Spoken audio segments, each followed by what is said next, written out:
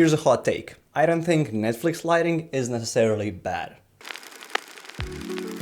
Now, before we dive into this, I've been throwing around recently the term Netflix lighting, so let's define what exactly Netflix lighting is. Well, in a nutshell, it is soft, even lighting that makes everything look super perfect. Everything is evenly exposed, image is super readable, there are no sharp contrasts, the shadows are very lifted, there are no crushed blacks, and everything just looks very evenly studio, almost perfectly softly lit. Now, why does Netflix lighting even exist? Well, it exists because Netflix was trying to solve a problem that was actually quite a big problem, because they needed to offer deliverables for multiple types of different screens. Phones, tablets, TVs, various different phone brands and TV brands that all compress and produce color information on different ways and different bases.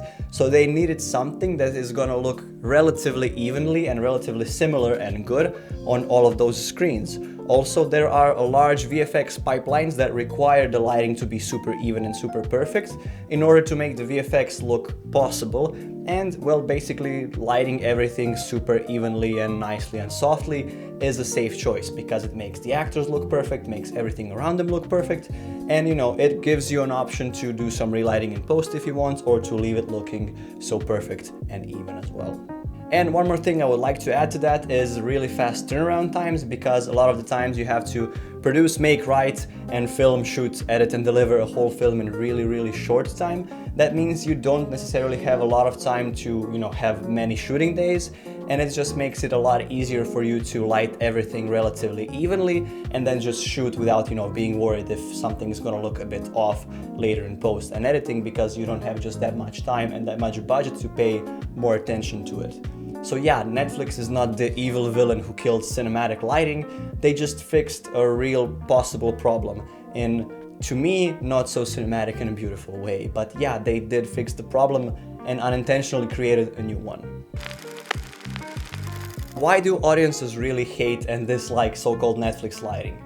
I mean, let's be real, most audiences aren't filmophiles or filmmakers, so they don't really notice the way things are shot. But what most audiences can notice is a lack of emotion, a lack of direction in the shots, a lack of intention of making that shot look a certain way, and just generally emotional flatness, because the shot doesn't make you feel anything. It just looks good, but it doesn't make you feel. It doesn't cause emotion and doesn't move the story forward visually. Even though it's on a subconscious level, the audiences aren't reacting to how the film is lit, they react to how it makes them feel or how it makes them not feel. Now, what will be some real problems with the Netflix lighting? Well, the first of those real problems I would say is fear of the dark. Let's just call it that way. That is basically fear of crushed blacks. Again, that is something that is potentially a problem when you're making something that is delivered in HDR and made for multiple devices. But they are avoiding crushed blacks because they can look really bad on some devices that don't have that high dynamic range to show those crushed blacks the way they are meant to be viewed, and then it can look bad on some devices. But I personally think that crushed blacks are something that's really important in films, and something that's really important to show contrasts and to show storytelling and give visual interest to your entire frame, because the contrast is what gives your whole frame kind of a texture, and you can use those crushed blacks to tell various different stories and portray various different emotions. Another problem is lighting without any motivation. Now, don't get me wrong, it technically looks good because everything is almost like textbook lit. You look your histogram and you see the face is perfectly exposed, there are no crushed blacks in the background, and everything is, lit, and it looks pretty on camera, and you go and you roll. But you don't have any intention behind it. It doesn't show why that lighting is the way it is, what makes it, motivated, and what story or emotion does that type of lighting portray, because it's just made, to look pretty, and it's just made to illuminate, not actually light the scene. And another thing would be visual uniformity. Everything is treated the same, everything looks the same, everything is lit from that kind of a textbook way because it's not made to tell a different story, and there's no hierarchy in, some shots being, more tighter and more darker and more moody, others being more light and more, happy and cheery, because everything is treated in kind of this same textbook way, I guess. I'm not saying that's every movie that's on Netflix and nowadays, but a lot of them don't have that kind of visual hierarchy that helps move the story forward,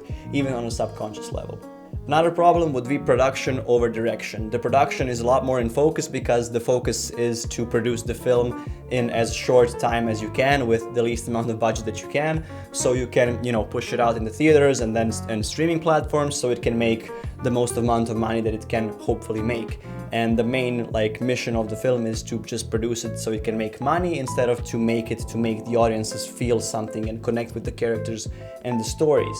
And that's why the scenes and the lighting in general is made to, be more safe rather than to tell a story, because there isn't just either a budget or a time to make those really crucial and bold decisions that were made on, back of the day when the films were more indie and where there was a lot more variety in directors and visual languages.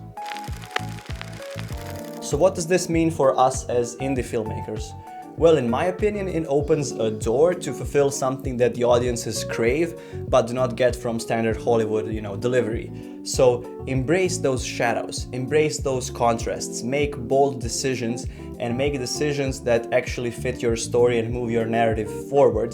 And don't be afraid to, break some rules, and some faces may not be perfectly exposed on the histogram, but if it serves the story and moves everything and the narrative forward, I think in the long run it's going to be a lot better choice than to make everything look perfect. So yeah, don't be afraid to make bold choices and embrace your limitations with the lighting and make things look not perfect, because the imperfection is what we people actually prefer over something that is more unifiedly perfect. So to summarize, the problem is not Netflix's super perfect, even soft lighting, it's actually making those simple and safe choices. Because we are trading making those bold and potentially controversial choices that actually push our story's narrative to making the choices that make our, footage and film look technically perfect, but doesn't really push the story the way it should. Thank you for watching. I hope this video inspires you and I hope you learned something. Like, subscribe and follow for more. Also follow me on my Instagram at full.frame.production for more behind the scenes and production content. Thank you for watching again, and I will see you in the next one.